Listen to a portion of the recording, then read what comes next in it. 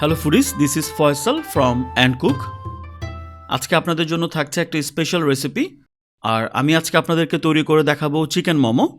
একটা পারফেক্ট মোমোর জন্য কিভাবে এর ডোটাকে তৈরি করবেন, কিভাবে মোমোর ভেতরের পুরটাকে জুসি আর ফ্লেভারফুল করবেন, আর স্টিমার না থাকলেও কিভাবে মোমোটাকে সহজে ভাপিয়ে নেবেন, একবার মোমো বানিয়ে কিভাবে এটাকে লম্বা সময়ের জন্য সংরক্ষণ করবেন। এই ধরনের মোমো রিলেটেড সকল টিপস অ্যান্ড ট্রিক্স থাকবে আজকের রেসিপিতে।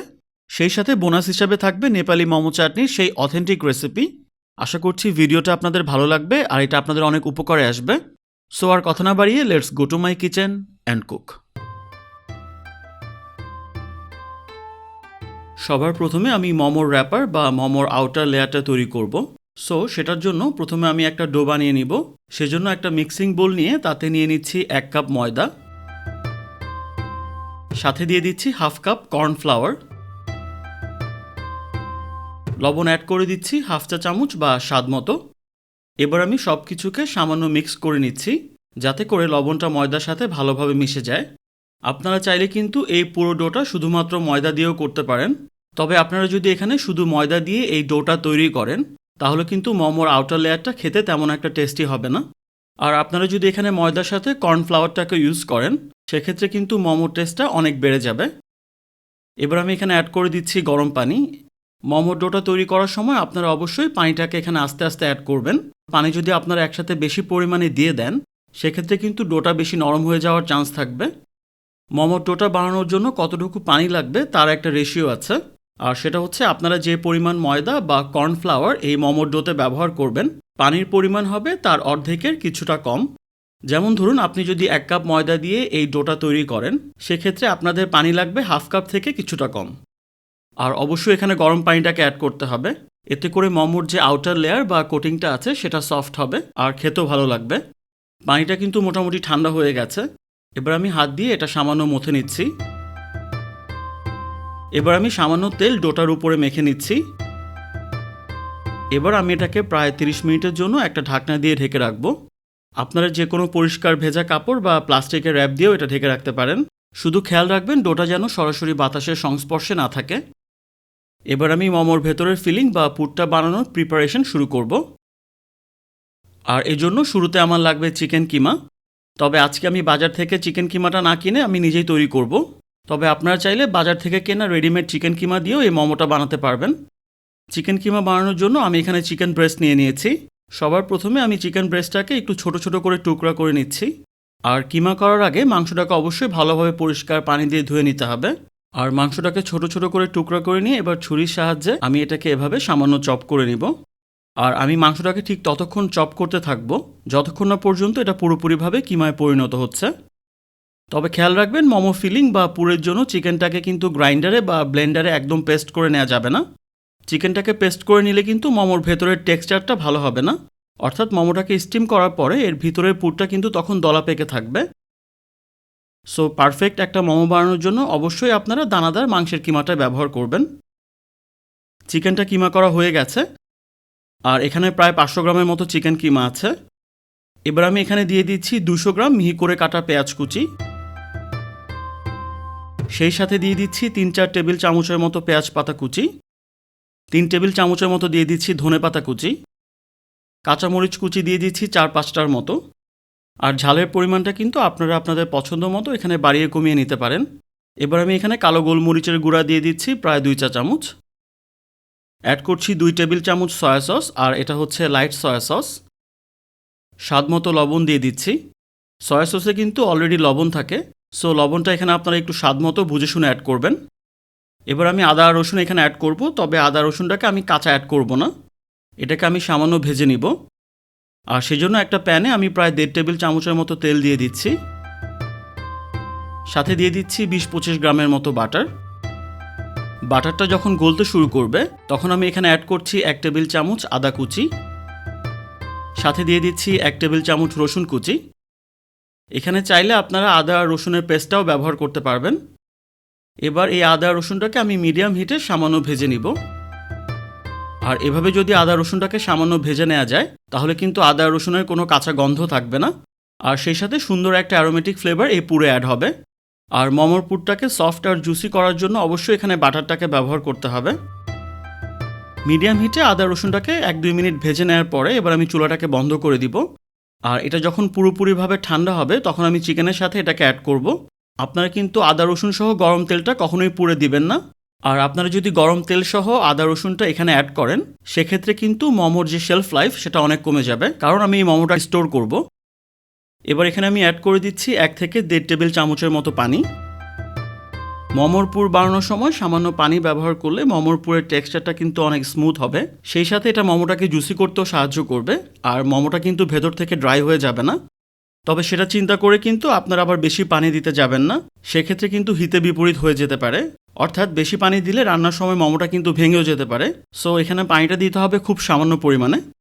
আর এই চিকেন কিমাতে মশলার কম্বিনেশন আর লবণের পরিমাণটা ঠিকঠাক আছে কিনা সেটা অবশ্যই চেক করা জরুরি, কারণ একবার যদি মোমো বানিয়ে ফেলি তাহলে কিন্তু লবণ আর অ্যাড করা যাবে না।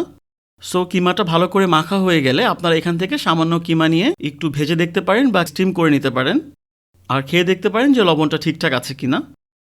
এবার এটাকে আমি ঢেকে ফ্রিজের নর্মাল পোর্শনে রেখে দিচ্ছি। এবার আমি পরবর্তী স্টেপে চলে যাচ্ছি। 30 থেকে 40 মিনিট রেস্টে থাকার পরে এবার আমি ডোটাকে সামান্য মথে নিব। কিছুটা ময়দা ছড়িয়ে দিচ্ছি আর একটু সময় নিয়ে প্রায় 8 থেকে 10 মিনিট আমি এই ডোটাকে খুব ভালো করে মথে নিব। প্রথম দিকে কিন্তু এই ডোটাতে একটু আঠালো ভাব থাকবে, তাই প্রয়োজনে মথার সময় আপনারা এখানে কিছুটা ময়দা ব্যবহার করবেন। আর আস্তে আস্তে কিছুক্ষণ মথে নেওয়ার পর ডোয়ের যে আঠালো ভাবটা থাকবে সেটা কিন্তু কমে আসবে। মোমোর এই ডোটা কিন্তু বেশি শক্তও হবে না আবার বেশি নরমও হবে না। ডোটা যদি আপনারা বেশি নরম করে বানিয়ে ফেলেন তাহলে কিন্তু মোমো শেপ করতে অসুবিধা হবে। মথা হয়ে গেলে এই খামিরটাকে আমি মাঝ বরাবর কেটে নিচ্ছি। আর যেই খামিরটা আপনারা ব্যবহার করবেন না সেটাকে একটা ভেজা কাপড় বা প্লাস্টিকের র্যাপ দিয়ে ঢেকে রাখবেন। খেয়াল রাখতে হবে যেন এটা লম্বা সময়ের জন্য বাতাসের সংস্পর্শে না থাকে। এই খামির বা ডোটা যদি বেশি সময়ের জন্য বাতাসের সংস্পর্শে থাকে তাহলে কিন্তু আপনাদের মোমো বানাতে অসুবিধা হবে, কারণ এটা ড্রাই হয়ে যাবে। এবার আমি খামির থেকে ছোট ছোট বলের শেপে লেচি কেটে নিব। আর লেচিটাকে এখানে এমনভাবে কাটতে হবে যাতে এক একটা লেচির ওজন 10 থেকে 12 গ্রামের বেশি না হয়। সামান্য ময়দা ছড়িয়ে দিচ্ছি যাতে করে একটার সাথে আরেকটা লেগে না যায়। সবগুলো লেচি কাটা হয়ে গেছে। এবার আমি এগুলোকে একটা ভেজা কাপড় দিয়ে ঢেকে দিচ্ছি। সামান্য ময়দা ছড়িয়ে দিচ্ছি। এবার আমি মোমোর র্যাপারগুলোকে বেলে নিব। সবার প্রথমে আমি একটা লেচি নিয়ে সামান্য গোল করে নিচ্ছি। এবার হাতের তালুর এই অংশটা দিয়ে আমি এটাকে সামান্য চাপ দিব আর এটাকে একটু ফ্ল্যাট করে নিব। মোমো র্যাপারটা বেলার কিন্তু একটা স্পেশাল টেকনিক আছে, আর সেটা হচ্ছে রোলারটাকে আপনারা এক হাতে ধরবেন আর অন্য হাতে আপনারা ডোটাকে ধরবেন, আর তারপরে ঠিক এইভাবে এটাকে বেলা শুরু করবেন। অর্থাৎ এক হাত দিয়ে এটাকে বেলতে হবে আর অন্য হাত দিয়ে এটাকে ঘোরাতে হবে। অর্থাৎ আপনারা একবার বেলবেন, তারপর এটাকে সামান্য ঘুরিয়ে নেবেন, পরে এটাকে আবারও বেলবেন, আবারও ঘুরিয়ে নেবেন। এভাবে ঘুরাতে ঘুরাতে এটাকে বেলে নিতে হবে। আর মোমোর এই র্যাপারটাকে যে একবারে গোল করে বেলতে হবে এমন কোনো কথা নেই। আর দেখতেই পাচ্ছেন আমি কতটা পাতলা করে এটাকে বেলে নিয়েছি। আর এভাবে ঘুরিয়ে ঘুরিয়ে মোমোর এই র্যাপারটা বেলার কারণ হচ্ছে এতে করে কিন্তু র্যাপারের মাঝখানটা কিছুটা মোটা বা পুরু হয়, আর সাইডের দিকটা মাঝের তুলনায় অনেক পাতলা করে বেলা যায়। আর এই র্যাপারের সাইজটা হবে 2.5 থেকে 3 ইঞ্চির মধ্যে। মোমোর পুরটা কিন্তু র্যাপারের ঠিক মাঝ বরাবর থাকে। সো র্যাপারের মাঝের অংশটা যদি পুরু হয় বা মোটা হয় সেক্ষেত্রে কিন্তু মোমোটা এর ভেতরের পুরটাকে ঠিকঠাক ধরে রাখতে পারে, ফলে স্টিম করার পরে মোমোটা আর ভেঙে যায় না। তবে এই পদ্ধতিতে যদি র্যাপারটাকে বেলতে আপনাদের অসুবিধা হয় সেক্ষেত্রে আপনারা এটাকে ছোট ছোট রুটির মতো করেও বেলে নিতে পারেন, অথবা একটা বড় করে রুটি বেলে নিয়ে যে কোনো কুকি কাটার বা গোল শেপের কিছু দিয়ে গোল গোল করেও কেটে নিতে পারেন। তবে মোমো বানানোর সবচেয়ে বেস্ট টেকনিক হচ্ছে ঘুরিয়ে ঘুরিয়ে এটাকে বেলে নেওয়া। এতে করে মোমোর র্যাপারটা সবচেয়ে বেশি পারফেক্ট করে বেলা যায়। আর আপনারা চাইলে কিন্তু বেশি পরিমাণ মোমো র্যাপার একসাথে বানিয়ে সেটা সংরক্ষণও করতে পারেন। আর একটা র্যাপার বানানো হয়ে গেলে তার উপরে কিছুটা কর্নফ্লাওয়ার ছড়িয়ে দিবেন। এতে করে একটা র্যাপারের সাথে কিন্তু আরেকটা র্যাপার লেগে যাবে না। আর র্যাপারগুলোকে বানিয়ে নিয়ে আপনারা যে কোনো জিপলক ব্যাগ বা এয়ারটাইট বক্সে করে ডিপ ফ্রিজে এটাকে সংরক্ষণ করতে পারবেন। আপনারা যদি এটাকে ভালোভাবে সংরক্ষণ করেন সেক্ষেত্রে 1 থেকে 2 মাস পর্যন্ত এটা ভালো থাকবে। আর ফ্রোজেন মোমো র্যাপার দিয়ে যদি আপনারা মোমোটা বানাতে চান সেক্ষেত্রে র্যাপারটাকে ডিপ ফ্রিজ থেকে নামিয়ে একটার থেকে আরেকটা আলাদা করে নিতে হবে। তারপর এটাকে রুম টেম্পারেচারে এনে নর্মাল করতে হবে, দেন এটাকে ইউজ করতে হবে। এবার আমি নেক্সট স্টেপে চলে যাচ্ছি। মোমোর প্রায় সব প্রিপারেশন কিন্তু ডান। এবার আমি মোমোটাকে ফোল্ড করব। সবার প্রথমে একটা মোমো র্যাপার নিয়ে মাঝখানে কিছুটা পুর নিয়ে নিচ্ছি। এবার আমি মোমোটাকে ফোল্ড করা শুরু করব।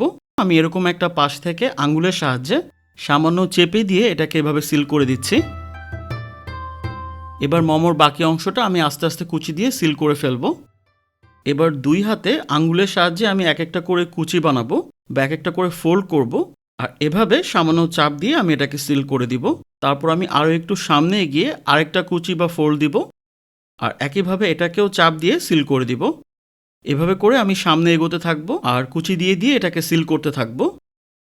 ফোল্ড করতে করতে একসময় যখন দেখবেন মোমোটা অলমোস্ট সিল হয়ে গেছে আর এটাতে কুচি দেওয়া যাচ্ছে না, সেই সময় এই অংশের সাথে উল্টা পাশের বা অপোজিটের এই যে আরেকটা অংশ দেখতে পাচ্ছেন, সেটাকে ঠিক এইভাবে সামান্য ঘুরিয়ে নিয়ে আমি আঙ্গুলের সাহায্যে জয়েন করে দিব। দেখতেই পাচ্ছেন মোমোটা কিন্তু এখানে পুরোপুরিভাবে সিল হয়ে গেছে আর এটাকে একটা ছোট পুটলির মতো দেখাচ্ছে। আমি আপনাদেরকে আরেকটা মোমো ফোল্ড করে দেখাচ্ছি।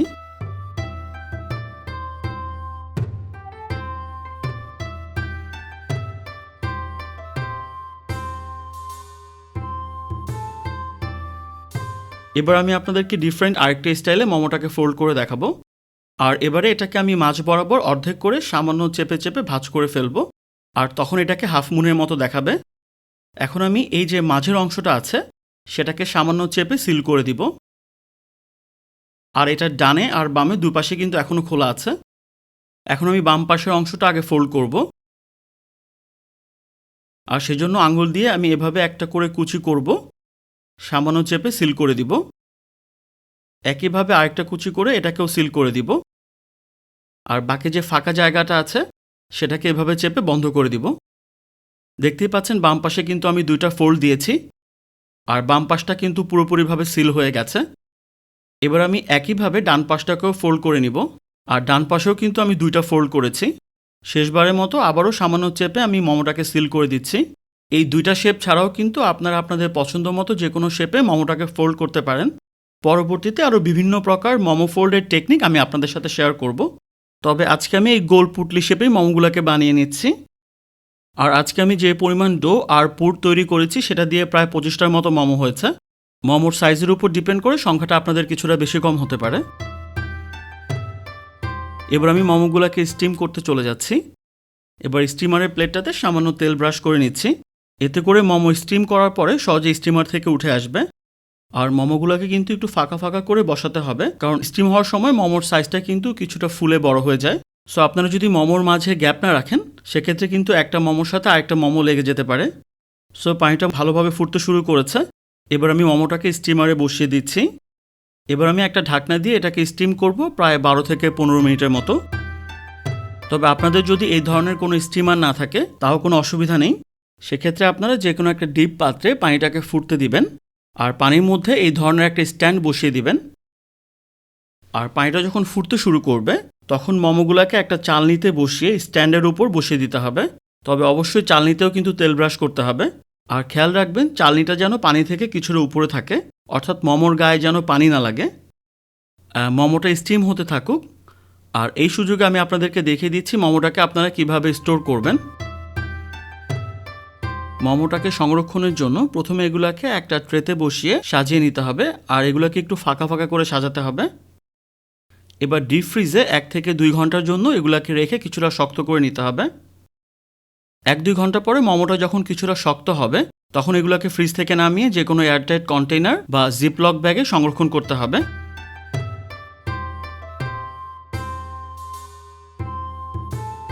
তবে খেয়াল রাখবেন আপনি যে পাত্রেই মোমোটাকে সংরক্ষণ করেন না কেন সেটা যেন এয়ারটাইট হয়। আর ডিপ ফ্রিজে এই মোমোটা কিন্তু 1 থেকে 2 মাসের মতো সংরক্ষণ করা যাবে। আর পরবর্তীতে যখন আপনারা মোমোটাকে খেতে চাইবেন জাস্ট ফ্রিজ থেকে নামিয়ে সরাসরি স্টিম করে ফেলতে হবে। প্রায় 12-15 মিনিট পরে মোমোটা কিন্তু এখানে অলমোস্ট স্টিম হয়ে গেছে। এবার আমি এটাকে চেক করে দেখব এটা প্রপারলি কুক হয়েছে কিনা। মোমো কুক হয়েছে কিনা সেটা বোঝার একটা টেকনিক আছে। আপনারা এভাবে মোমোগুলোকে আঙুল দিয়ে একটু টাচ করবেন। যদি দেখেন এর গায়ে আঠালো ভাব আছে তাহলে ভাববেন মোমোটা এখনো কুক হয়নি। আর যদি আঠালো ভাবটা না থাকে তাহলে বুঝতে হবে মোমোটা প্রপারলি কুক হয়েছে। এবার আমি মোমোগুলোকে তুলে নিচ্ছি আর এগুলোকে গরম গরম সার্ভ করব। আর আজকের মোমোটাকে আমি সার্ভ করছি অথেন্টিক একটা নেপালি মোমো চাটনির সাথে আর একটা চিলি অয়েল ডিপিং সসের সাথে। আর ভিডিওর শেষে এই চাটনি আর সসের রেসিপিটা দেয়া থাকবে, অবশ্যই আপনারা সেটা দেখে নেবেন। এই চিকেন মোমোটা কিন্তু খেতে দারুণ ছিল, আর স্টিম করার পরেও ভেতরটা কিন্তু একদমই ড্রাই হয়ে যায়নি, যথেষ্ট জুসি ছিল। তাছাড়া চাটনি আর এই ডিপিং সসের সাথে এই চিকেন মোমোর কম্বিনেশনটা অ্যামেজিং। আর মোমোর ভেতরের পুরের টেস্টটাও কিন্তু অসাধারণ ছিল। আপনারা হয়তো দেখেই বুঝতে পারছেন এই মোমোটা কতটা জুসি হয়েছে। এখন আমি আপনাদেরকে নেপালি স্টাইলে অথেন্টিক একটা মোমো চাটনি তৈরি করে দেখাবো। স্পেশাল এই মোমো চাটনিটা বানানোর জন্য চুলায় একটা প্যান বসিয়ে দিচ্ছি। এবার এখানে দিয়ে দিচ্ছি 2 টেবিল চামচ চীনাবাদাম, সাথে অ্যাড করে দিচ্ছি 2 টেবিল চামচ সাদা তিল। এবার এখানে আমি একটা স্পেশাল মশলা অ্যাড করব, আর সেটা হচ্ছে নেপালি সিচুয়ান পেপার। আর নেপালে কিন্তু এটা তিমুর নামে পরিচিত। আর আপনাদের কাছে যদি এই নেপালি সিচুয়ান পেপারটা না থাকে, সেক্ষেত্রে আপনারা কালো গোলমরিচটা এখানে ব্যবহার করবেন। আমি এখানে প্রায় 15-20টার মতো তিমুর অ্যাড করে দিয়েছি। চুলার মিডিয়াম হিটে 2 থেকে 3 মিনিটের জন্য তেল ছাড়া এবার আমি এটাকে ভেজে নিব। আর এটা যখন ভাজা হয়ে যাবে তখন আমি এগুলোকে গুঁড়া করে নিচ্ছি। আপনারা চাইলে এটাকে শিলপাটাতেও বেটে নিতে পারেন। চুলায় আরেকটা প্যান বসিয়ে আমি দিয়ে দিচ্ছি প্রায় 2 টেবিল চামচের মতো সয়াবিন তেল। তেলটা যখন গরম হবে তখন আমি দিয়ে দিচ্ছি 1/2 টেবিল চামচ আদা কুচি, সাথে দিয়ে দিচ্ছি 1/2 টেবিল চামচ রসুন কুচি। আদা রসুনটাকে সামান্য ভেজে নিচ্ছি। এবার অ্যাড করে দিচ্ছি 2টা মিডিয়াম সাইজের পেঁয়াজ কুচি। পেঁয়াজটা সামান্য নরম হওয়া পর্যন্ত আমি এটাকে ভেজে নিচ্ছি। এবার আমি এখানে কিছু গুঁড়া মশলা অ্যাড করব। সো সামান্য পানি দিয়ে দিচ্ছি যাতে করে মশলাটা না পুড়ে যায়। প্রথমেই মরিচের গুঁড়া দিয়ে দিচ্ছি প্রায় 1/2 টেবিল চামচ। আপনারা যদি চাটনিতে বেশি ঝাল খেতে চান সেক্ষেত্রে মরিচের গুঁড়া আপনারা বাড়িয়ে দিতে পারেন। সামান্য কিছুটা হলুদ দিচ্ছি, জাস্ট চিমটি পরিমাণ। জিরার গুঁড়া দিয়ে দিচ্ছি 1/2 চা চামচ, সাথে 1/2 চা চামচ দিয়ে দিচ্ছি ধনিয়ার গুঁড়া। স্বাদমতো লবণ অ্যাড করে দিচ্ছি। এবার এই সবগুলো মশলাকে আমি এখানে সামান্য ভুনে নিব। 2 থেকে 3 মিনিট মশলাটাকে কিছুক্ষণ ভুনে নিয়ে এবার আমি এখানে অ্যাড করে দিচ্ছি 250 গ্রাম টমেটো। আপনারা চেষ্টা করবেন এখানে লাল টমেটো ব্যবহার করতে, এতে করে চাটনির কালারটা সুন্দর হবে। এবার এই টমেটোটাকেও আমি মশলার সাথে সামান্য ভুনে নিব। কিছুটা পানি অ্যাড করছি, তবে পানি এখানে বেশি অ্যাড করার দরকার নেই, জাস্ট 1/2 কাপের মতো অ্যাড করলেই হবে। এবার এটাকে আমি ঢেকে দিচ্ছি, আর টমেটোটা পুরোপুরি নরম না হওয়া পর্যন্ত আমি এটাকে রান্না করব। আর 10-12 মিনিট রান্না করার পরে দেখতেই পাচ্ছেন টমেটোটা কিন্তু প্রায় নরম হয়ে এসেছে। এবার আমি এখানে শুরুতে গুঁড়া করে রাখা বাদাম আর তিলটা দিয়ে দিচ্ছি। সেই সাথে দিচ্ছি 2-3টার মতো কাঁচামরিচ কুচি, 2-3 টেবিল চামচের মতো ধনেপাতা কুচি অ্যাড করছি। কিছুটা লেবুর রস অ্যাড করছি, এটা 1/2 টেবিল চামচের মতো হবে। যেহেতু আমি এটাকে পেস্ট করব, সো আমি আরও কিছুটা পানি দিচ্ছি, প্রায় 2-3 টেবিল চামচের মতো। এবার আমি সব কিছুকে ভালো করে নেড়ে চেড়ে আরও 5 থেকে 6 মিনিটের মতো এটাকে ঢেকে রান্না করব। 5-6 মিনিট পরে ঢাকনা সরিয়ে এটাকে সামান্য টেস্ট করে দেখবেন। আমার এখানে একটু লবণ লাগবে, লবণ অ্যাড করছি। লবণটাকে ভালো করে মিশিয়ে নিয়ে এবার আমি এটাকে পুরোপুরিভাবে ঠান্ডা করে নিব। তারপর আমি এটাকে ব্লেন্ড করব। ব্যাস তৈরি হয়ে গেল অথেন্টিক নেপালি স্টাইল মোমো চাটনি। এবার আমি আপনাদেরকে বানিয়ে দেখাবো চিলি অয়েল ডিপিং সস। সেজন্য আমি একটা বাটিতে নিয়ে নিচ্ছি 1 টেবিল চামচ চিলি ফ্লেক্স, সাথে অ্যাড করে দিচ্ছি 1 চা চামচ সাদা তিল। এবার এর মধ্যে আমি দিয়ে দিচ্ছি প্রায় 3 টেবিল চামচের মতো গরম তেল। এটাকে ভালো করে মিশিয়ে নিচ্ছি। এখানে কিন্তু হালকা গরম তেলটাকে আপনারা ব্যবহার করবেন। আপনারা যদি বেশি গরম তেল এখানে ব্যবহার করেন তাহলে কিন্তু চিলি ফ্লেক্সটা পুড়ে যাবে বা বার্ন হয়ে যাবে। আর তেলটা যখন ঠান্ডা হবে তখন আমি এখানে অ্যাড করে দিচ্ছি 1 টেবিল চামচ লাইট সয়া সস, সাথে দিয়ে দিচ্ছি 1 চা চামচ ভিনেগার। আপনারা চাইলে ভিনেগারের পরিবর্তে এখানে লেবুর রসটাকেও দিতে পারবেন। চিনি দিয়ে দিচ্ছি 1 চা চামচ, স্বাদ মতো কিছুটা লবণ দিচ্ছি। সবশেষে আমি দিয়ে দিচ্ছি 1 টেবিল চামচের মতো পানি। এবার আমি সব কিছুকে ভালো করে মিশিয়ে নিচ্ছি। ব্যাস মোমোর সাথে সার্ভ করার জন্য ইনস্ট্যান্ট চিলি অয়েল ডিপিং সসটা রেডি। সো গাইস, আশা করছি ভিডিওটা আপনাদের ভালো লেগেছে। আর এই রেসিপিটা ফলো করে অবশ্যই আপনারা বাসায় মোমো বানিয়ে ট্রাই করবেন। আশা করছি আপনাদের কাছে সেটা অবশ্যই ভালো লাগবে। আর রেসিপিটা যদি ভালো লাগে অবশ্যই লাইক করবেন, আর আপনাদের ফ্রেন্ডস অ্যান্ড ফ্যামিলি মেম্বারদের সাথে রেসিপিটাকে অবশ্যই শেয়ার করবেন। আর এখনও যারা চ্যানেলটাকে সাবস্ক্রাইব করেননি প্লিজ সাবস্ক্রাইব করবেন। সবাই অনেক বেশি ভালো থাকবেন। Take care. আপনাদের সবার কাছে আমার একটা রিকোয়েস্ট থাকবে, দয়া করে আপনারা কেউ খাবার অপচয় বা নষ্ট করবেন না। Food is life, please don't waste food.